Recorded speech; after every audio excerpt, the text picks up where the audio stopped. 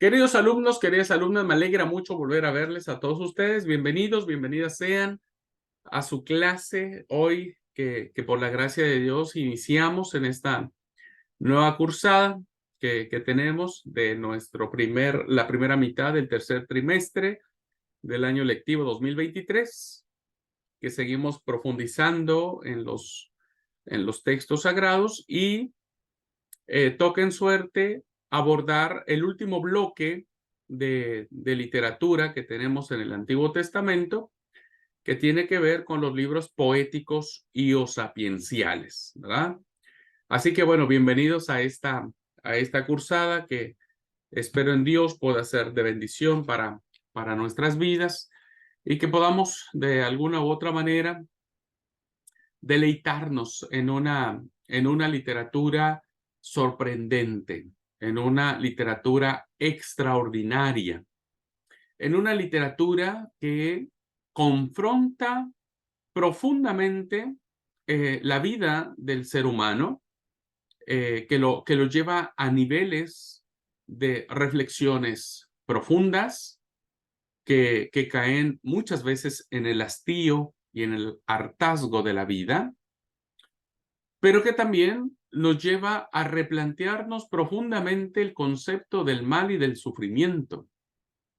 ¿Por qué el justo sufre y el impío que hace lo malo termina siendo el mejor, termina teniendo lo mejor de la vida? Y entonces eso nos llevará a un profundo cuestionamiento de el porqué de muchas cosas, ¿no? Que hoy nos enfrentamos actualmente. Es una literatura que nos coloca en un profundo quebranto, en una profunda desesperación, en un profundo dolor, en aquello que nos coloca en el borde de la desesperación y que en medio de una destrucción y de una calamidad se vislumbra un atisbo de luz como un signo de esperanza y que nos va a colocar en términos poéticos en relación de nuestra dependencia y confianza en Dios en medio del dolor, del quebranto y la destrucción. Es una literatura que nos colocará en el templo, que nos sentiremos sobrecogidos por los cantos, el incienso, la oración, el rezo, la súplica, súplicas que van desde deseos de venganza, súplicas que van desde la exaltación a Sión, a Jerusalén, súplicas que tienen que ver con cantos de victoria, de confianza. Y finalmente esta literatura también nos llevará a la parte más humana, más sensitiva, ¿no? Nos hará recorrer nuestras emociones más íntimas, ¿no? Nuestros deseos sexuales, nuestros erotismos, nuestra composición física del goce, del placer, del disfrute en una relación sexual que estará cargada de intensidad, de un profundo amor y que evidentemente nos colocará en un lugar donde tal vez nos sentiremos avergonzados de hablar de nuestra sexualidad, pero que a la luz de esta literatura, ¿verdad? Será divina, será una experiencia sobrenatural. Así que bienvenidos sean a una literatura impresionante, una literatura que va a recorrer todos los rincones de la experiencia humana, donde si con los profetas nos sentimos identificados por las situaciones que se vivían en función del pueblo, con Job nos sentiremos identificados en esta pregunta del por qué el justo sufre, ¿verdad? Del por qué justo sufre. Nos sentaremos con el Coeleth para decir la vida es un hastío en términos coloquiales, con mucho respeto, pero la traducción más literal es la vida es una porquería. Y nos sentaremos con él para ver cómo un hombre tan escéptico, tan lleno de plata, tan dado a los placeres, al final es un anciano que está muriendo, que está agonizando y que empieza a reflexionar sobre todo lo que vivió en la vida. Entonces nos sentaremos con el Coelho, o llamado el predicador, o llamado el eclesiastés. Nos sentaremos a llorar con Jeremías, según se dice el autor del libro de Lamentaciones, donde dirá: Jerusalén la populosa, Jerusalén la hermosa ha caído en desgracia y ahora es una ciudad como una mujer viuda. Y nos sentaremos a ver cómo, ¿verdad?, el libro de Lamentaciones se convierte en un consuelo fundamental en medio del dolor que todos vivimos en algún momento en la vida o vamos a vivir, ¿verdad? Cuando enfrentamos enfermedades, crisis, muerte, dolor. Bueno, el libro de Lamentaciones es un libro de consuelo profundamente hermoso. Bueno, cantaremos los salmos, ¿verdad? Salmos hermosos que muchos de nosotros somos fanáticos de los salmos, ¿verdad? Y veremos cómo el orante o los orantes van a establecer en las canciones, en el salterio, diversas emociones, ¿no? Diversas emociones, desde venganza, alegría, consuelo, ¿no?, tristeza, aflicción, en fin, muchas emociones. Nos sentaremos con el sabio, ¿verdad? Con el sabio, o los sabios, porque aunque se le ha atribuido el libro de Proverbios a Salomón, la verdad es que Salomón no escribió el libro de los Proverbios.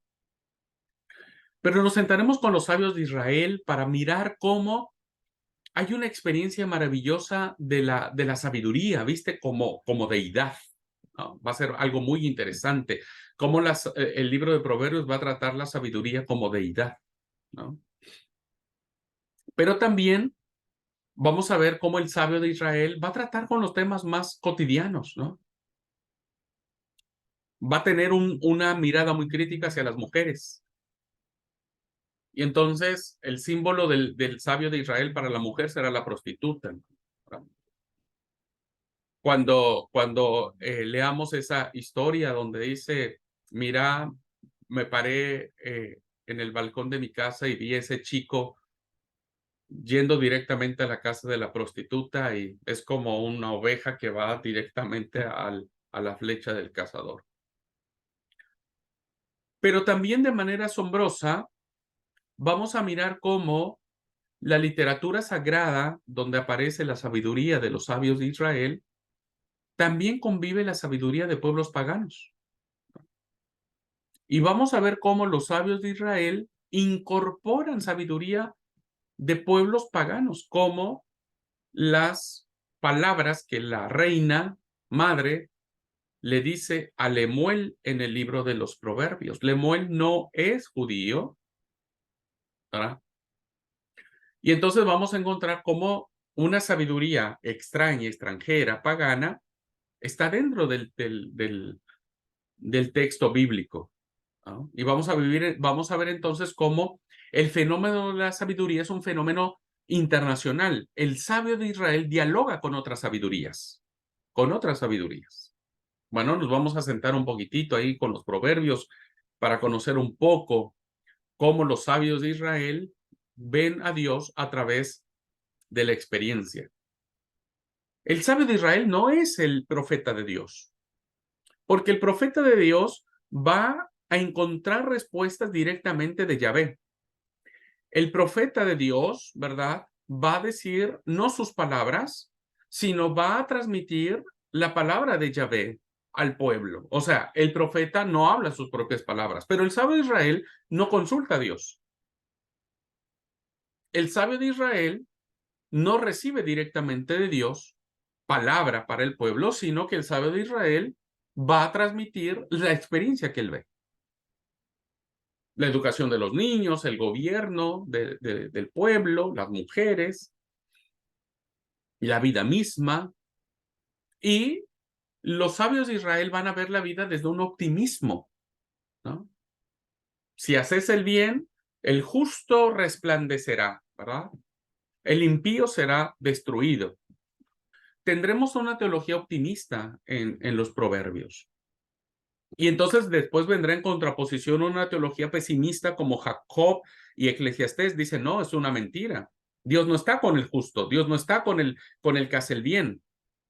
Habrá un choque, ¿verdad?, de conceptos entre la teología optimista de los salmos y de los proverbios contra una teología reaccionaria del libro de Job y el libro del Eclesiastés. Y finalmente nos sentaremos a deleitarnos un poco en un fascinante libro como es el libro del Cantar de los Cantares, donde hay una experiencia de amor, de intimidad, de sexualidad, de erotismo fundamental, una historia maravillosa, ¿verdad?, entre la Sulamita, el rey, y vamos a ver que el libro de Cantares desafortunadamente se ha espiritualizado, porque esa fue la forma que tuvo para entrar en el canon bíblico, porque los rabinos judíos cuando leyeron el libro de Esther dicen, no, ¿cómo?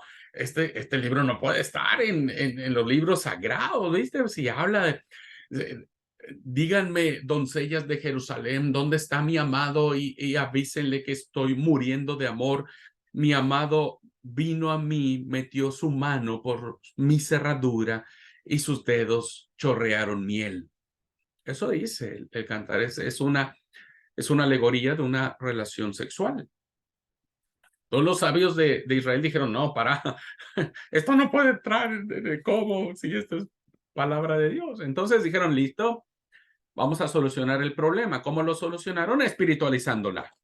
Entonces dijeron, bueno, el rey es Dios, Yahvé, y la mujer, la sulamita, es el pueblo, ¿no? Es como Dios ama de una manera especial a su pueblo, y entonces espiritualizaron tanto el tema que le sacaron todo el aspecto humano, ¿no?, que quería decir el autor.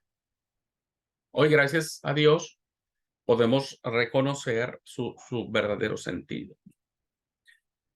Así que bueno, es fascinante, hermanos. ¿Qué quieren que les diga? Es fascinantísimo. Es fascinantísima esta literatura, porque es una literatura que nos pega, insisto, de manera más directa, ¿no? Ya nos dice cosas a nosotros de manera más personal. Así que bueno, vamos a tener este tiempo, un tiempo de estudio, ¿verdad? Vamos a profundizar en esto. Y antes de entrar ya de lleno, vamos a orar. He dado una pequeña ilustración para emocionarlos. No sé si los emocioné o no. Yo siempre les recomiendo a las parejas, lean el Cantar de los Cantares. Lean el Cantar de los Cantares. Y si después de eso nace otra gurizada, bueno, benditos a Dios, ¿verdad? Benditos a Dios. Qué bueno, que nazca otro gurí. Vamos a orar, hermanos. Vamos a pedir a Dios que nos guíe en esta cursada. Les invito a inclinar el rostro. Padre, te damos gracias por este tiempo. Gracias por amarnos de manera especial. Gracias por permitirnos iniciar una nueva cursada en esta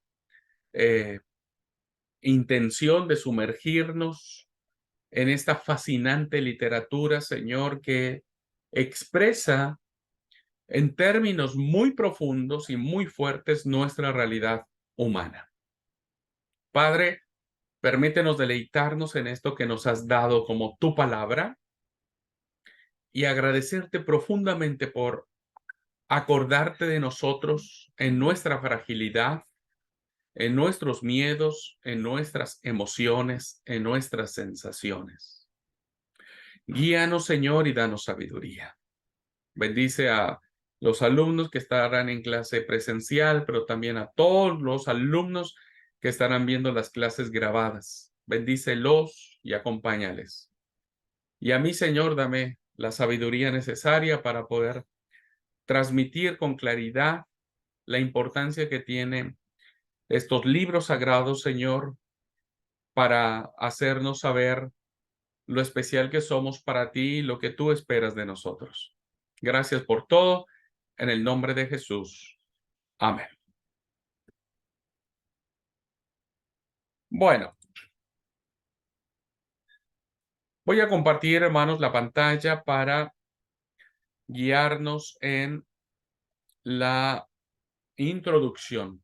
Vamos a hacer una pequeña introducción que tiene que ver con los libros poéticos y o sapienciales.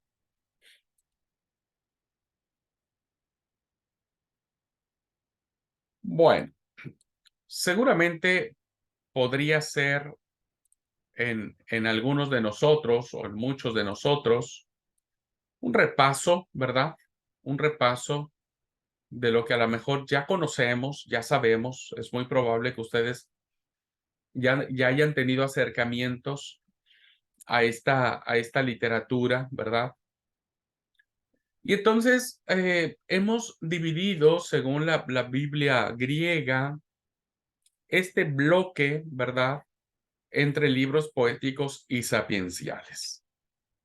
Bueno, quiero hacer una pequeña aclaración al respecto. No se ha entendido que los libros poéticos son Salmos, ¿verdad?, Cantar de los Cantares y Lamentaciones, ¿no? Entonces decimos, esos son los libros poéticos. Y los libros sapienciales, es decir, los que tienen que ver con la sabiduría, son Job, Eclesiastés, Proverbios, ¿verdad? La verdad es que no, hermanos, la verdad es que el libro de Job, que es un libro sapiencial, hay muchas cosas escritas en poesía, y libros poéticos como Lamentaciones, hay muchos aspectos de sabiduría. Y vamos a ver, hermanos, cómo incluso se tocan, ¿verdad? Estos conceptos poéticos y sapienciales se tocan con los aspectos proféticos, incluso. Porque recuerden que los libros proféticos están escritos en poesía, ¿no? Y entonces, como vamos a ver, hay muchas alusiones sapienciales en escritos proféticos, ¿verdad? Pero hacer esta distinción nos ayuda a al menos identificar de manera un poco más clara los libros poéticos y los libros sapienciales. Dicho esto, entonces, podemos nosotros identificar que estos escritos se les van a llamar escritos de sabiduría, ¿no? Bueno, vamos a leer el primer párrafo. Si alguien me ayuda a leer el primer párrafo, se los agradecería.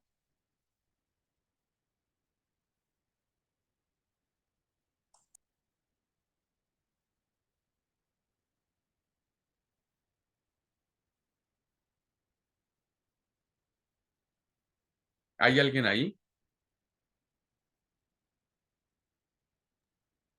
Ahora sí, estaba comiendo.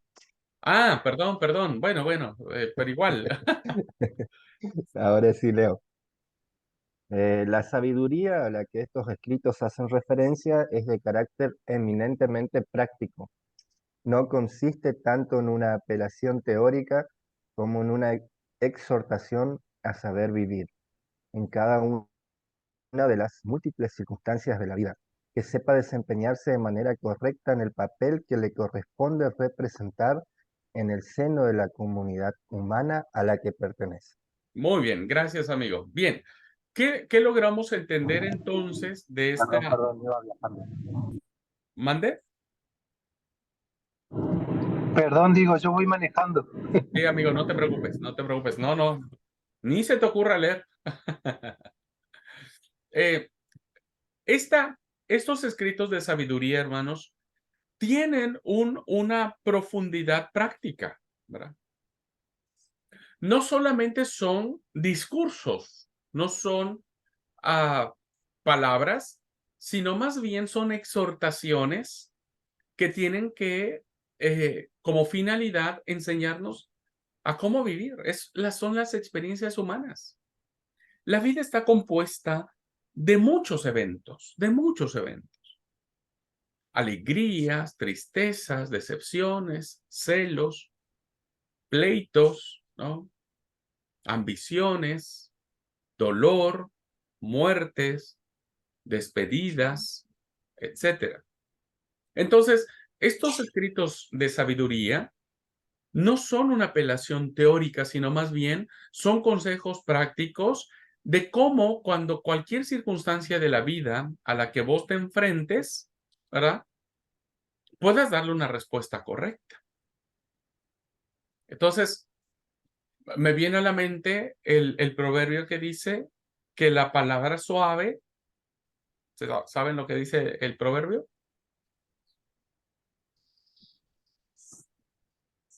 La palabra suave, ¿se saben ese proverbio?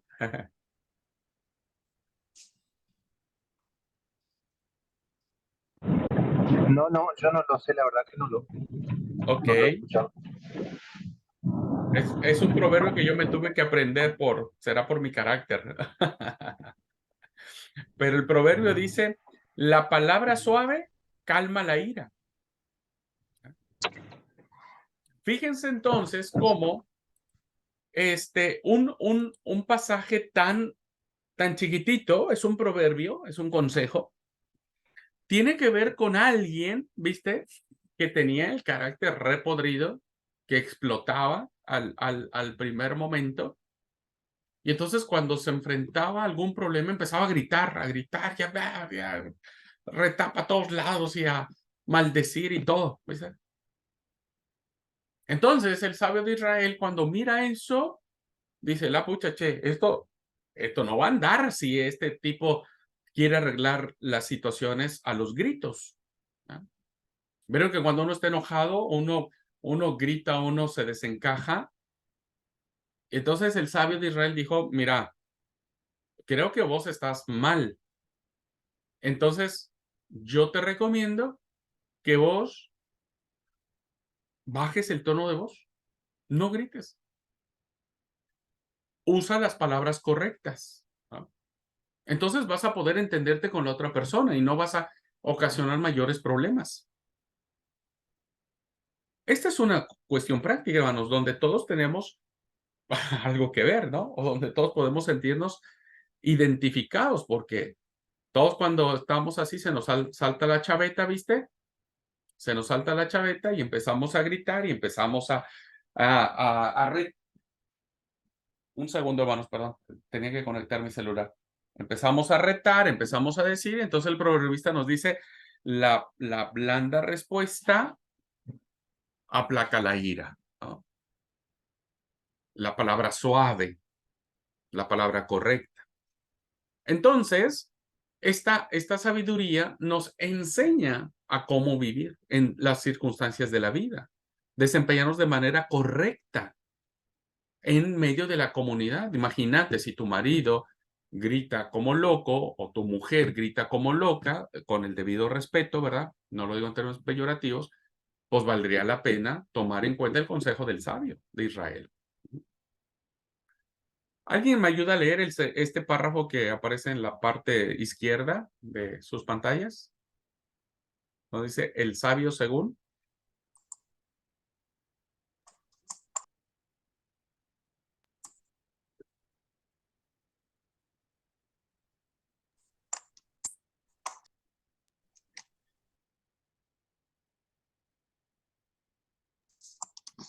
Bueno, dice este párrafo. El sabio, según la perspectiva bíblica, posee la habilidad, la agudeza y las cualidades precisas para afrontar con éxito las contingencias de la existencia, ¿no? Cualesquiera que éstas sean. La sabiduría es esencialmente un don de Dios desarrollado luego por la experiencia y la reflexión. Algo con lo que el sabio de Israel va a batallar, diríamos, es con el tema de la existencia. Uno de los temas favoritos que encontramos en esta literatura es quiénes somos, ¿verdad? preguntas que seguimos haciéndonos hoy en día. ¿Qué razón de vivir tenemos, no?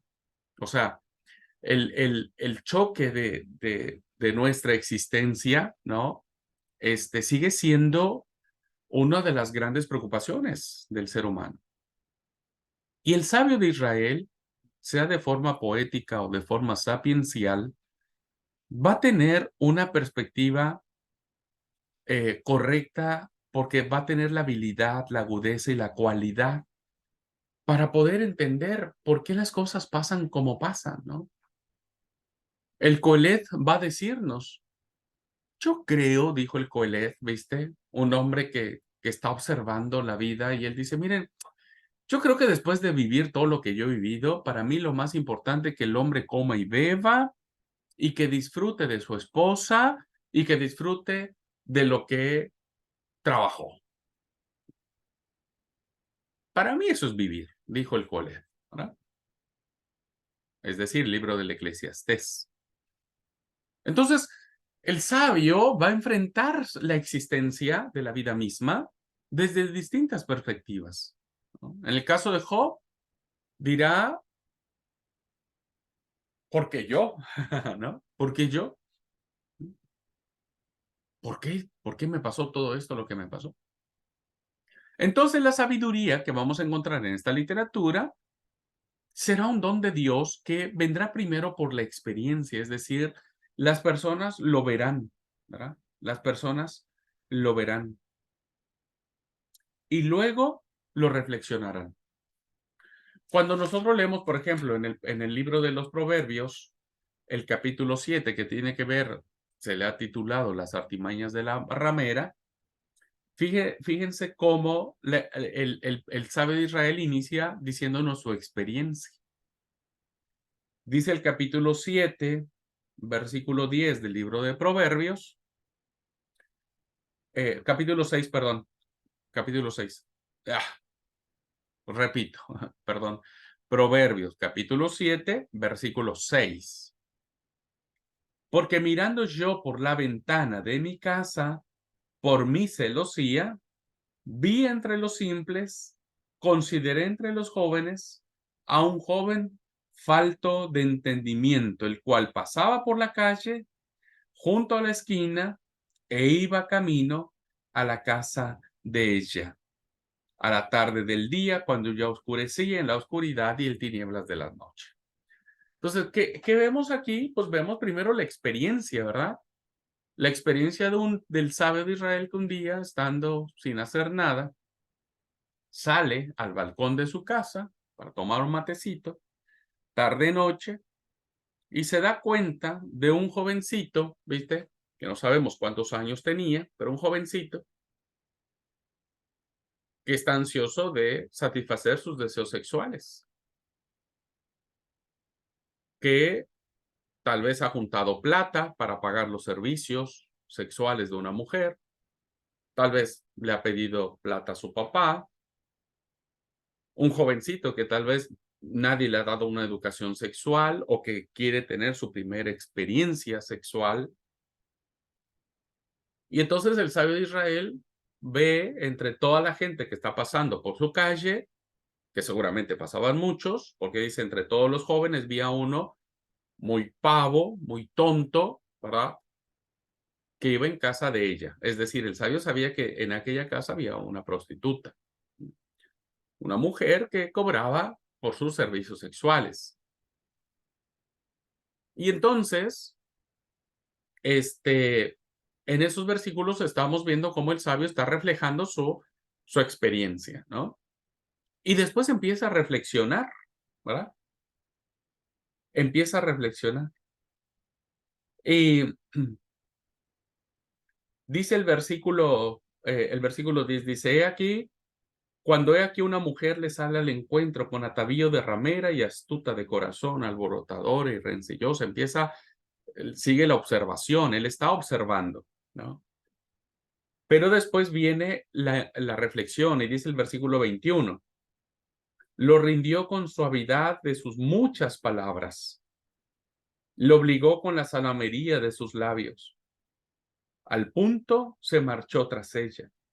Y la reflexión viene y dice, como el buey va al degolladero, como el necio a las prisiones para ser castigado, como el ave que se apresura a la red y no sabe que es contra su vida. Entonces ya empieza una reflexión, ¿viste? Es decir, este pobre muchachito no se da cuenta que tener una experiencia de esta naturaleza es porque puede caer en un vicio de dependencia, de estar buscando los favores sexuales de una prostituta, puede ser contagiado de una enfermedad sexual que lo lleve a la muerte, ¿no? Como sucede hoy en día. Y entonces hay una reflexión, hay ah, una comprensión de eso que el sabio está viendo, ¿viste? Entonces, la sabiduría viene expresada por la observación, ¿verdad?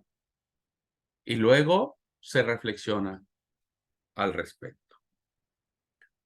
Muy bien, el siguiente párrafo dice, el que está aquí abajo dice, por eso el sabio observa la realidad. Y es una realidad que no le es, no le es indiferente, es una realidad con la que él convive. Él pasa todos los días frente a la casa de esa mujer prostituta, ¿verdad? Y entonces empieza a juzgar lo que ve, empieza a, a hacer un juicio de interpretación, ¿no? Y entonces toma esa enseñanza, ¿viste? Esa reflexión que él toma, el sabio está en su balcón, ve todo eso, lo reflexiona y dice, este pobre muchacho, por favor, no saben que se va a meter. Y entonces esa enseñanza la atesora para sí el sabio y después la comparte con sus alumnos, ¿no? O la escribe.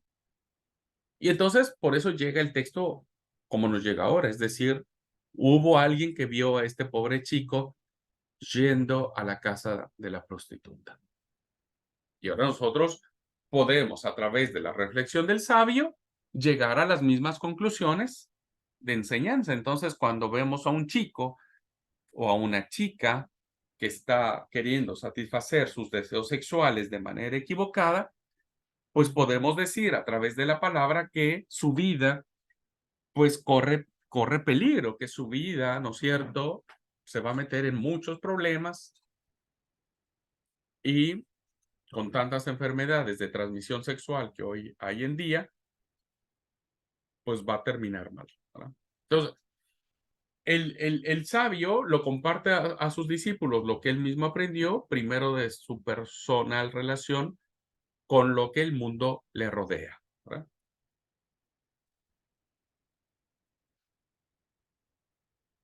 Un ejemplo más puede ser un sabio, ¿verdad? Que este, este proverbio a mí me encanta porque yo ya lo adopté como mi tema de campaña, mi lema de vida más bien, mi lema de vida es pero ¿saben qué? Yo estoy leyendo la versión Reina Valera, pero les recomiendo que cuando lean el tema de los proverbios, búsquenlo en otra versión, creo que ahí a uno le encuentra mayor sentido. Y quiero leerles este proverbio que es, lo pasa que en otra versión se escucha mejor que en Reina Valera. Es el que está en el capítulo 17, versículo 12. ¿Verdad? Fíjense lo que le pasó al sabio una vez. Dice, es menos peligroso, esa es la expresión que usa, la ironía con la que habla el sabio, dice, es menos peligroso toparse con una osa, una hembra, a la que le han robado sus crías, que enfrentarse a un necio en plena necedad. A ver, Reina Valera dice, mejor es encontrarse con una osa a la cual le han robado sus cachorros que con un fatuo en su necedad, ¿verdad? Eh, y yo aplico esta experiencia del sabio, ¿viste?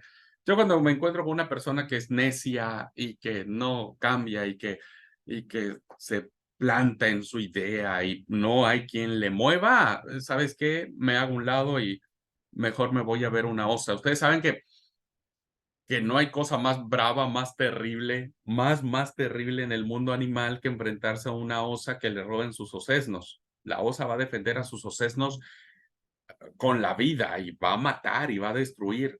Bueno, el sabio sabe eso, seguramente él vio o escuchó alguna vez una historia de una osa que habrá matado a alguien o que fue muy peligrosa porque le robaron sus osesnos. Y entonces cuando él compara el sabio y se enfrenta a un necio, ¿viste? De esos necios que por favor los hay y en cantidades. Dice el sabio, ¿sabes qué? Yo prefiero mejor irme con la osa y agarrarme ahí con la osa que cambiar a este tipo tan necio, este fatuo, esta persona que sigue plantada en su necedad, ¿verdad? Entonces vean cómo la experiencia, la sabiduría viene de la experiencia, ¿no? Una experiencia que evidentemente hoy escrita en un texto sagrado, pues para nosotros ya le da mucho sentido. Bueno,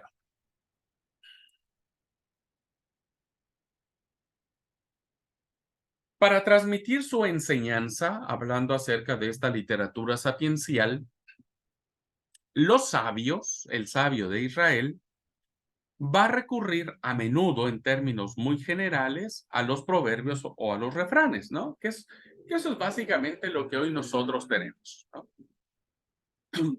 Dice un refrán popular, ¿verdad? Que yo creo que si el sabio de Israel lo hubiera escuchado en su tiempo, estaría en la Biblia. Dice un refrán popular, los dichos de los viejitos son evangelios chiquitos. ¿Por qué? ¿Por qué se ha acuñado, por qué se ha escrito ese refrán? El dicho de los abuelos son evangelios chiquitos, ¿no? Pues porque se entiende que un abuelo tiene una gran sabiduría que cuando se compara con los evangelios, pues es como una palabra buena, ¿no? Es una palabra buena. Por eso el dicho de los abuelitos son evangelios chiquitos. Lo mismo sucede en este tipo de literatura, ¿no? Va a presentarse por medio de refranes o de proverbios que estos pueden hacerse o escribirse o pronunciarse de dos formas diferentes. Uno puede ser a través de la amonestación, refranes o proverbios eh, admonitorios y otros proverbios o refranes de sentencia, ¿verdad? De sentencia. Bueno, cuando hablamos de proverbios bajo la forma de amonestación, es porque se usa el modo verbal imperativo, ¿no? Que se emplea para aconsejar y exhortar a los discípulos acerca del camino que deben seguir. Bueno, los ejemplos los tenemos ahí. Proverbios 19 y 18, por ejemplo, es un ejemplo, válgase la redundancia, de un refrán admonitorio. Dice el capítulo 19, versículo 18. Ya no lo pongo a leer porque creo que no hay nadie por ahí para que me ayude a leer, pero si alguien se anima, avíseme. Dice Proverbios 19, 18. Disciplina a tus hijos mientras haya esperanza.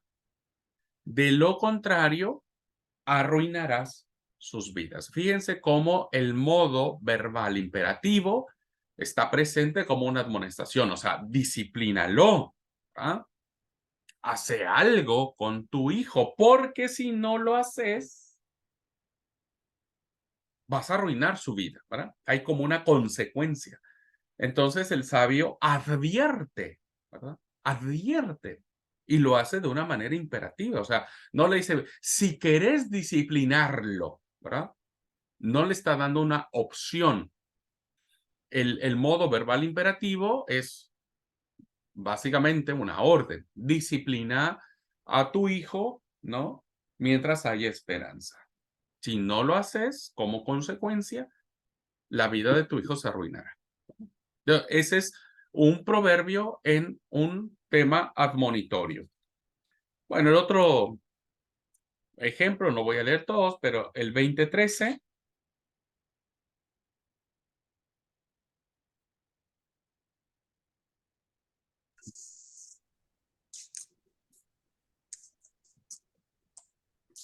El 20:13 puedo leer. Por favor, querida Esther. 20:13. Si te encanta dormir, terminarás en la pobreza.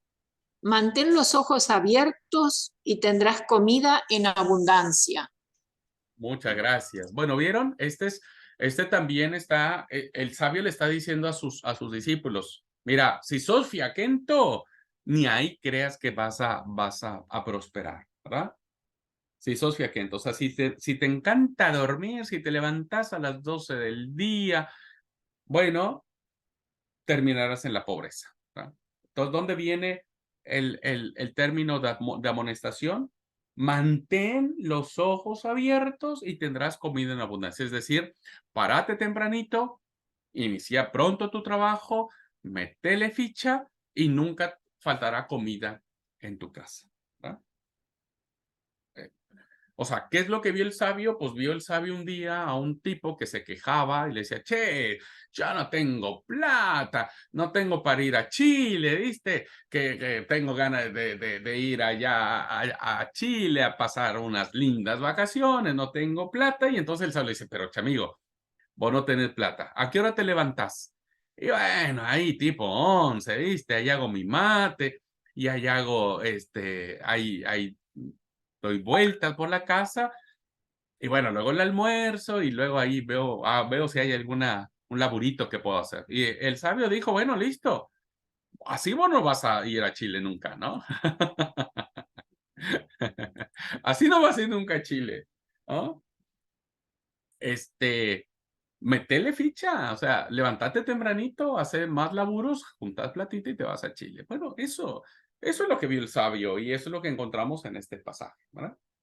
Bueno, hay infinidad, ustedes pueden verlos. Ahora, el segunda forma de proverbio, de refrán, lo encontramos en forma de sentencia, ¿verdad? Ya hay como, wow.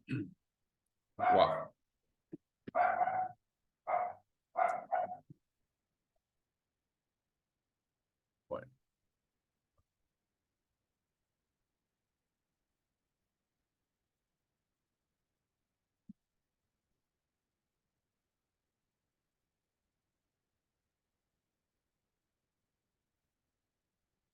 Hola, hola, hola.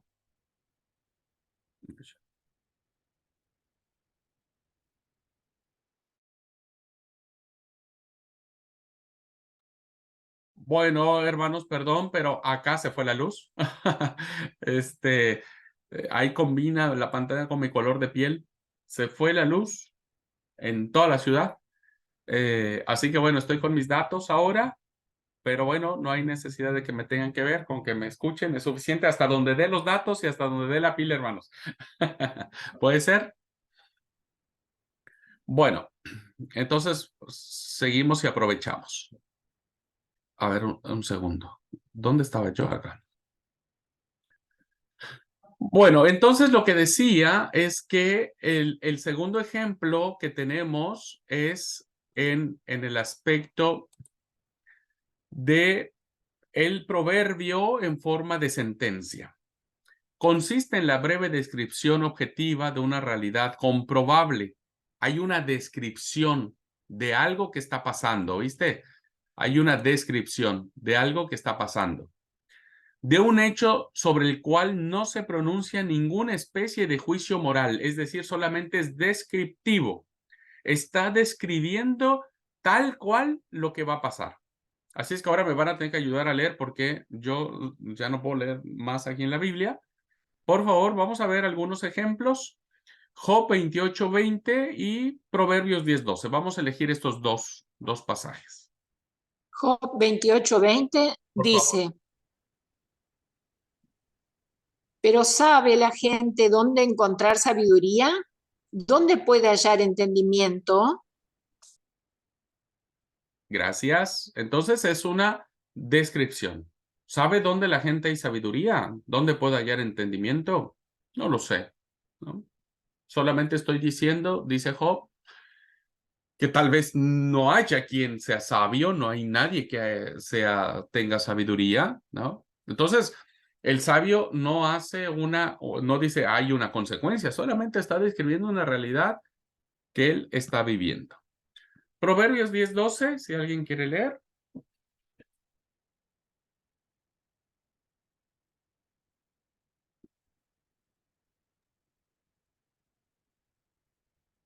El odio despierta rencillas, pero el amor cubre todas las faltas. Entonces, fíjense también, aquí hay solamente una descripción, ¿verdad? El odio crea rencillas, ¿no? Pero el amor cubre multitud de pecados o cubre todas las faltas, según la versión que uno lea, ¿no?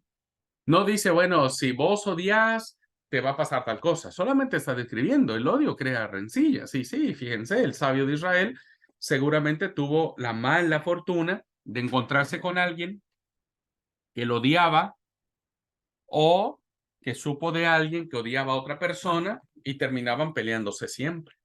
Entonces dice, miren, yo entiendo que cuando uno se odia, ¿viste? Cuando uno anda, siempre hay pleito y siempre hay reproche y demás. Entonces el sabio dice, bueno, yo solamente entiendo que el amor cubre multitud de pecados o de faltas. Hasta está haciendo una descripción, ¿no? No hace ningún juicio moral, solamente está describiendo la situación. ¿Ok?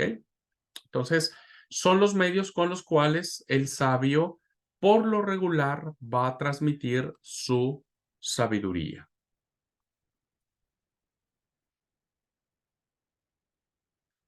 Bueno, siguiendo un poco en esta introducción de los libros sapienciales, porque ya después vamos a estar viendo libro por libro, junto a estas fórmulas proverbiales, la Biblia recoge otros modelos didácticos utilizados por los sabios para la transmisión de sus enseñanzas, ¿no?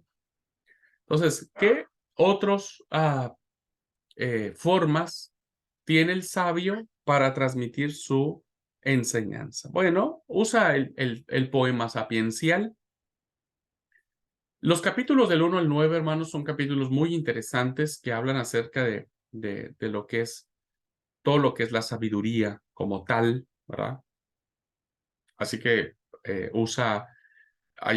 son poemas. Estos capítulos que están en Proverbios no están escritos en estos sentidos, sino más bien están más estructurados en términos poéticos, ¿verdad? Del 1 al 9. Utiliza el diálogo, un diálogo que aparece en el capítulo 3 al 31, diálogo en donde Job dialoga con sus amigos, con Bildad, con el otro. La verdad que no me acuerdo los nombres de los amigos. Me acordé de Bildad. Los otros no me acuerdo, ¿viste? Pero hay un diálogo, ¿verdad? Los amigos hablan con Job, Job habla con ellos. Luego hay un cuarto amigo que se suma a la charla. Y al final termina Dios dialogando con Job y Job termina dialogando con Dios. Entonces, es un diálogo muy interesante y muy profundo, ¿verdad? Que aparece el capítulo 3. Del capítulo 1, el capítulo 2 de Job está escrito en prosa narrativa. Pero del 3 al 31 es más un diálogo.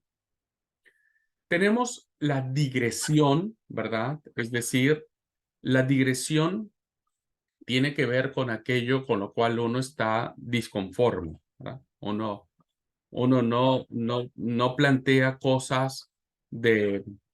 Perdón, hermano, si mi perro está ladrando, pero está vuelto loco porque la luz se fue. La digresión entonces es algo que con lo que uno no está de acuerdo, ¿viste? Y uno termina diciendo, no, me van a disculpar, pero yo no estoy de acuerdo, yo veo la vida más objetiva, más realista, Y lo encontramos en el discurso del Eclesiastés, ¿verdad? Donde el Coelet empieza diciendo, vanidad de vanidades, todo es vanidad. O sea, estoy hastiado. La vida es una cosa que no se puede creer y por lo tanto es vanidad de vanidades, ¿no? Es un discurso muy fuerte el del Coelet, pero es fascinante, es uno de mis libros favoritos. El libro del Eclesiastés es uno de mis libros favoritos porque plantea con crudeza la realidad de muchas emociones que a veces uno vive en la vida, ¿no? A veces uno no está tan contento y hay veces en donde muchos nos hemos dicho vanidad de vanidades, ¿no? Entonces, es interesante. Bueno, tenemos las alegorías, ¿verdad? Que son figuras literarias que tienen que ver con simbolismos, ¿no? Que aparecen principalmente en el capítulo 5 del versículo 15 al 19. En el caso de los proverbios tenemos el género orante, ¿no? O las famosas oraciones que aparecen en los salmos. Cuando uno lee, por ejemplo, el libro de Lamentaciones, hay un orante ahí profundamente eh, eh, este, con un corazón contrito, hablando acerca de cómo Jerusalén ha sido destruida. Bueno, tenemos cánticos de alabanza, ¿verdad? Que son básicamente la gran mayoría del salterio, es decir, los salmos, ¿verdad? Los salmos son canciones que se entonaban en el templo, que se entonaban en las festividades, que formaban parte de los aspectos cúlticos del pueblo de Israel, ¿verdad? Entonces, vean ustedes la variedad, vean ustedes la riqueza, ¿no? Que encierran estos libros en el cual el sabio de Israel ha tomado para compartir y transmitirlos a cada uno de nosotros, ¿no? A cada uno de nosotros. Así es que ya los estaremos desmenuzando poco a poco. Muy bien. Algo que tenemos que tener en cuenta, que lo vamos a ver en algún otro momento, es que la sabiduría de Israel dialoga con otras sabidurías, ¿no? Y hasta cierto punto es influenciada. El fenómeno sapiencial no es un fenómeno exclusivo de Israel, ¿no? De los sabios de Israel. Es decir, la sabiduría no comienza con el pueblo de Israel. La sabiduría es una sabiduría internacional, donde cada pueblo, culturas milenarias mucho más antiguas que el mismo pueblo de Israel, ya habían desarrollado sus propios conceptos de sabiduría, ¿no? Habían desarrollado ya sus propias formas de expresar, ¿no? Sus, sus consejos, sus cánticos y demás.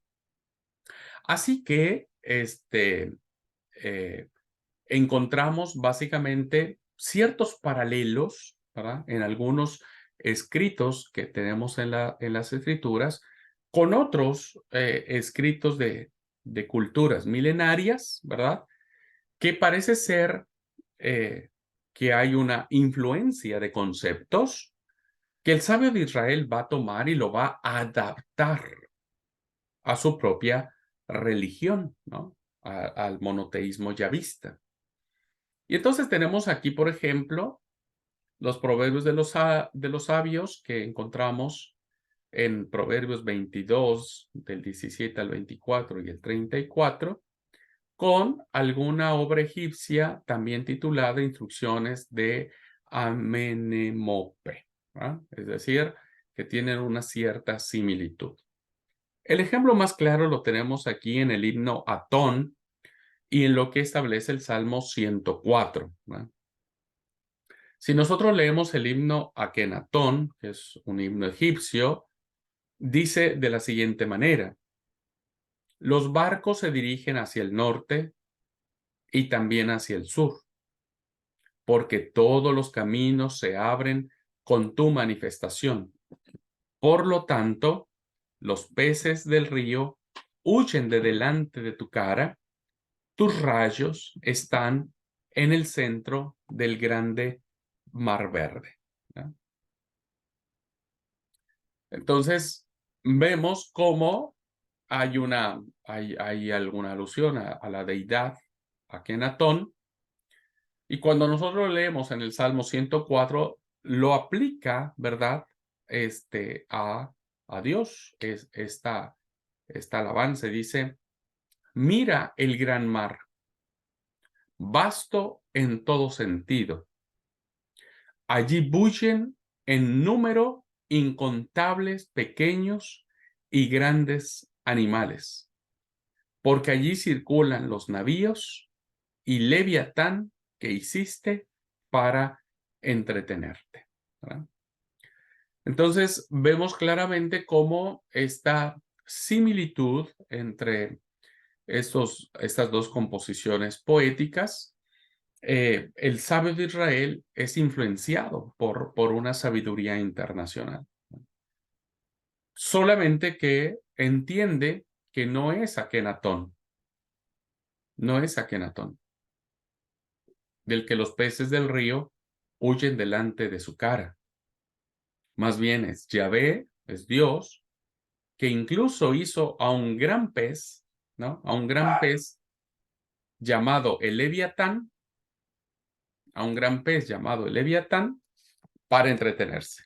Es decir, la grandeza y el poderío de Yahvé es mucho más grande que lo que puede ser Atón, ¿verdad? O Akenatón.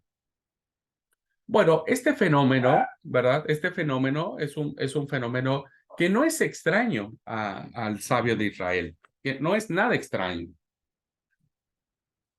Y que incluso lo va a incluir, ¿no? Lo va a tener para él, como vemos en el libro de Proverbios, con los dichos a Lemuel, en el capítulo 30, dice, palabras de Agur, hijo de Jaque, la profecía que dijo el varón a Itiel, la Itiel y a Ucal, ¿verdad? Y el capítulo 31 dice, palabras del rey Lemuel, la profecía con la que él enseñó su madre. Entonces vemos claramente cómo la influencia de otras culturas, ¿no? De otras sabidurías, se ven también impactadas en la literatura de los sabios de Israel. Bueno, la literatura poética cananea, que es otra de las grandes influencias que tuvo Israel, porque Israel se establece en la tierra de Canaán, básicamente copia la estructura que tiene esta literatura poética cananita, porque la literatura poética cananita en su estructura había una introducción, había subtítulos y anotaciones musicales. Se concluye que la poesía hebrea heredó de los elementos cananitas la misma estructura literaria, ¿no? Y entonces vemos, por ejemplo, textos hebreos hablando de este diálogo que tiene la sabiduría del sabio de Israel, que tiene con las otras sabidurías, ¿no?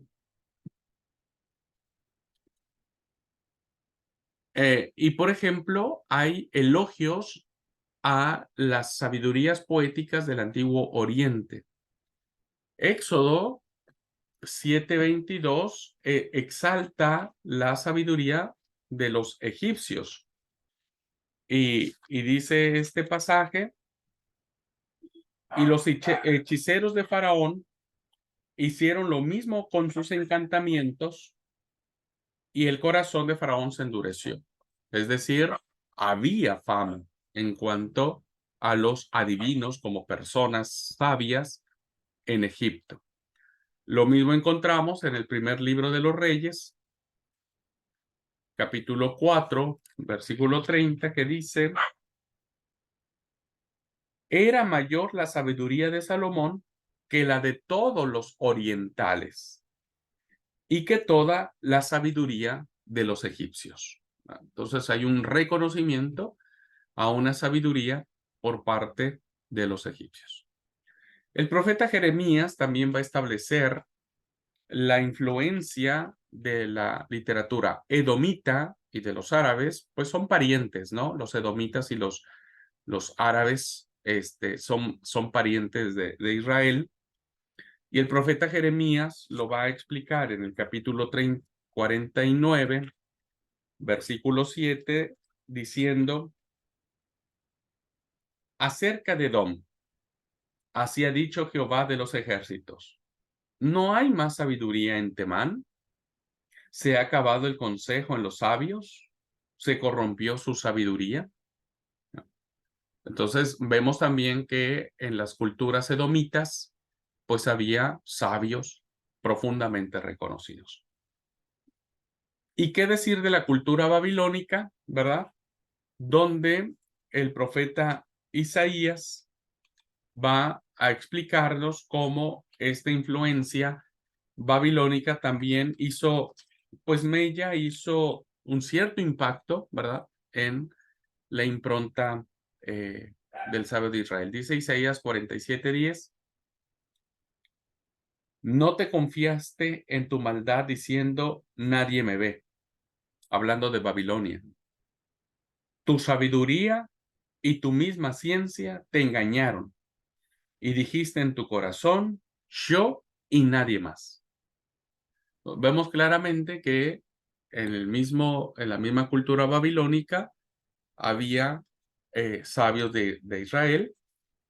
Y bueno, un texto más lo encontramos en el libro del profeta Daniel, donde dice en el capítulo 1, versículo 4, muchachos de quienes no hubiese tacha alguna de buen parecer, enseñados en toda sabiduría, sabios en ciencia y de buen entendimiento, e idóneos para estar en el palacio del rey, y que les enseñasen, fíjense, las letras y la lengua de los caldeos. Es decir, que había una gran influencia en este diálogo que tiene el sabio de Israel con otras culturas, ¿verdad? Así que esta literatura sapiencial del Antiguo Oriente va a estar influida prácticamente en los libros sapienciales. ¿Cuáles serán los grandes temas que le interesarán al sabio? Pues como dije, la existencia, ¿no? La vida misma, el misterio de la vida y de la muerte, la realidad del sufrimiento, del dolor, de la injusticia, de la maldad. Serán los temas que le preocuparán al sabio, pero también serán los temas que nos ocupan a nosotros hoy en día, ¿no? Son temas que nos atañen, que nos preguntamos, ¿no? Y que el sabio de Israel nos da respuestas. Así que para terminar esta parte, solamente decirles, ¿no? Que, como dije al principio, los libros líricos o poéticos son Salmos, Cantar de los Cantares, Lamentaciones. En línea sapiencial tenemos a Job, Proverbios, Eclesiastés y dos libros apócrifos que para el canon griego los considera como también parte de sabiduría, que es el libro de sabiduría de Ben Sirac y el libro del Eclesiástico, ¿no? Creo que el de Ben Sirac es el de sabiduría. Pero para nosotros los libros canónicos serán estos: Salmos, Cantares, Lamentaciones, Job, Proverbios y Eclesiastes.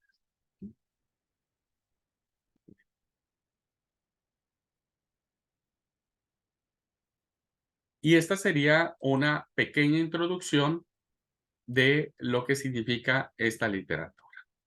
¿Alguna pregunta, amigos míos? ¿Algún comentario?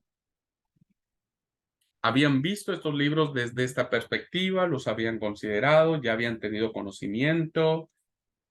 ¿Les gustan estos libros? ¿Los han leído? ¿Alguien quiere compartir?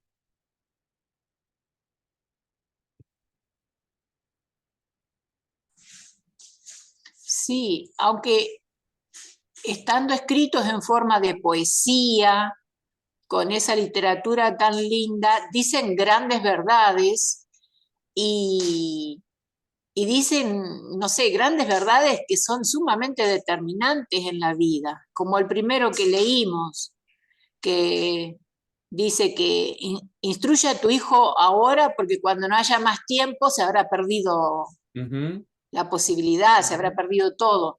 Dice verdades muy determinantes y está re interesante, son lindos y bueno, son para escucharlos muy bien. Gracias, Esther. Sí, gracias. La verdad que sí. O sea, la sabiduría hay que reflexionarla, hermanos. Esta literatura no es para leerla de corrido. Es para detenerse, ¿no? Por eso digo que es una sabiduría extraordinaria, es una literatura extraordinaria, maravillosa, ¿no? Que nos lleva a esta reflexión. Gracias, Esther. ¿Alguien más? Antes de irnos al receso. Sí, a mí también me gusta mucho esta parte de la literatura. E incluso creo que el verso que más grabado tengo en mi mente, porque una vez me dijo mi papá que me lo aprenda y me quedó muy grabado, es Job 28:28. Y ese verso lo tengo muy grabado, que dice, eh, el temor del Señor es la es la sabiduría, y apartarse de mal es la inteligencia. Ese verso me dijo una vez mi papá que me lo aprenda, y me quedó muy grabado. Así que está muy buena esta literatura. Ahora te pregunto, amigo, ya que tocaste el tema, ¿qué entendés de ese pasaje? Vamos a ayudarle a Mario. Él leyó Job 28:28. Dice aquí Reina Valera, y le dijo al hombre, he aquí que el temor del Señor es la sabiduría y el apartarse del mal, la inteligencia. ¿Qué entendés de ese pasaje? ¿O qué entendemos? Vamos a meternos todos a la clase y ahora tomamos el ejemplo que nos puso Richard.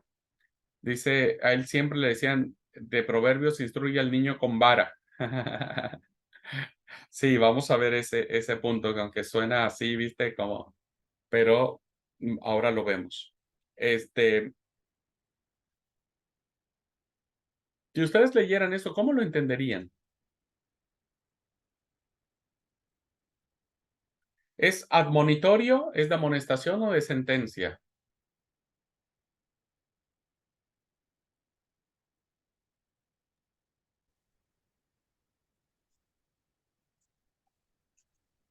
Yo creo que el que dijo Mario es de amonestación.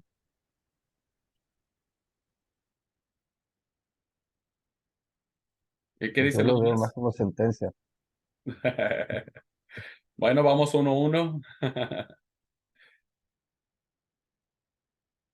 Sí, está describiendo una realidad, ¿no? Está en sentido de sentencia. Está describiendo una realidad objetiva, ¿no? Ahora, ¿qué entendemos de este pasaje?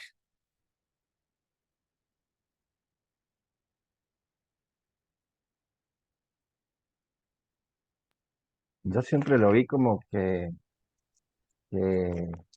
alejarse del mal es ser inteligente, no hacer lo malo. Por ese lado, no hay mucho.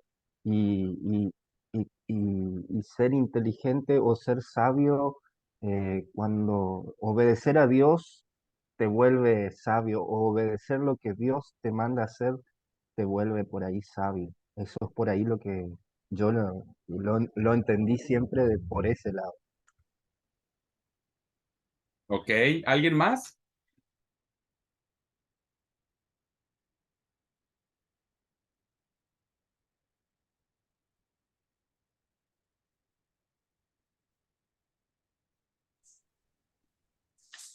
Sí, yo entiendo igual que el verdadero entendimiento y la sabiduría las recibimos del Señor, que ahí está la inteligencia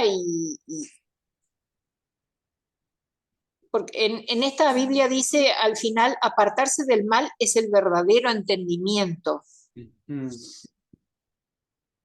que depende todo del Señor, que el Señor es el que nos da la sabiduría.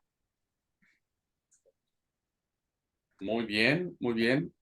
Este pasaje que nos leyó Mario es muy parecido al otro que dice El principio de la sabiduría es el temor a Jehová, ¿no es cierto?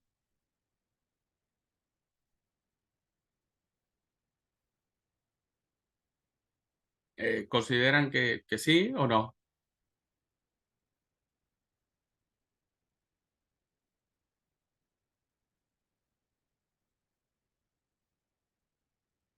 El planteamiento que hago, repito, este texto que nos leyó Mario 28-28 es lo mismo que aparece en el capítulo.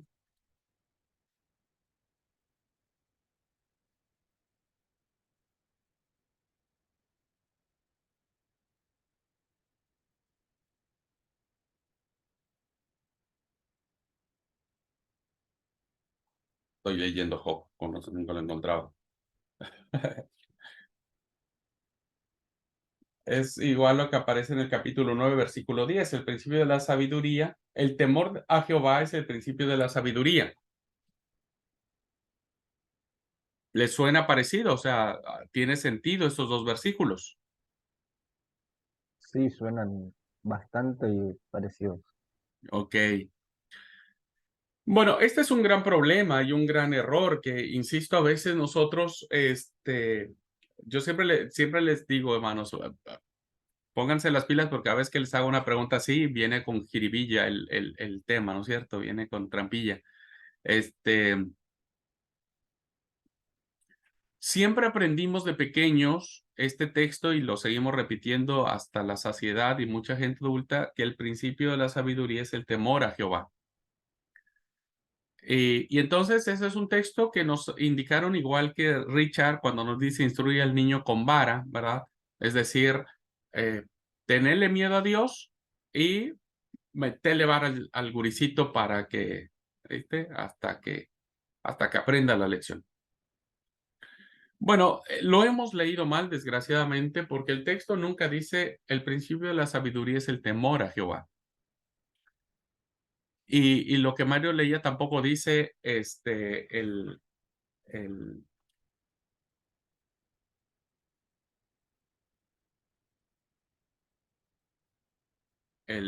Job 28-28, ya hasta lo perdí.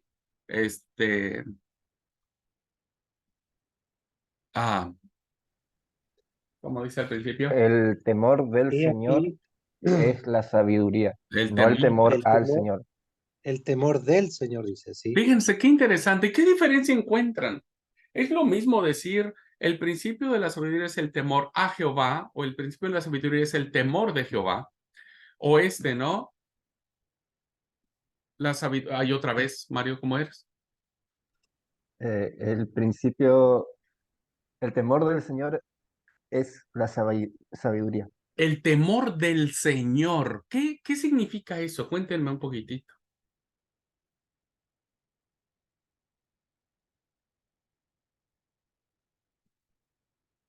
Porque decir el temor a Dios lo entendemos re bien. Dijo, bueno, hay que tenerle miedo al Señor. Pero acá dice el temor del Señor. Es decir, ¿de quién es el temor? De Él. Ajá, y entonces,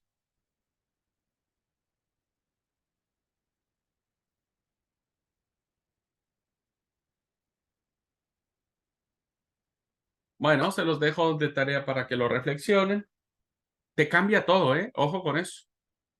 Te cambia absolutamente. Incluso, aunque no lo hayas leído como el temor a Jehová, ya el hecho de que leas el temor de Jehová, ya desde ahí te empieza a tener que mover muchas cosas, ¿no?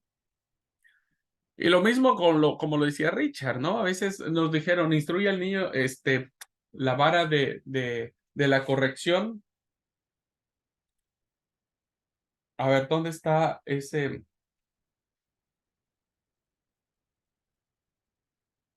El capítulo 22, versículo 15. La necedad está ligada en el corazón del muchacho, mas la vara de la corrección la alejará de él, ¿verdad?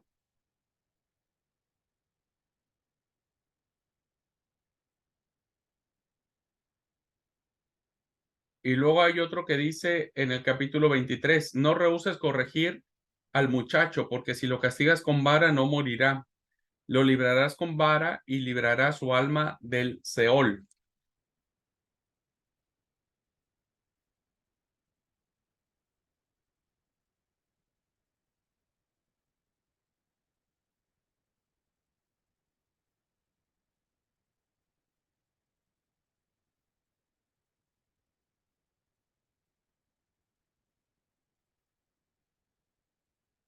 Y el que quiero leer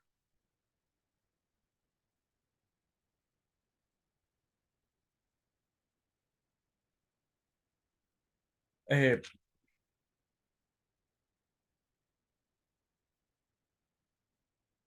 dice el texto, pero corrígelo, pero no hasta destruir su alma.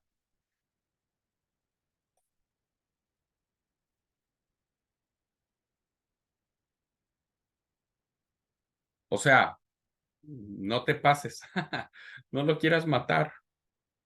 Sí, incluso uno de los pasajes que leímos hoy de las diapositivas, en mi versión decía como que corríjalo, pero no te pases y no lo mates.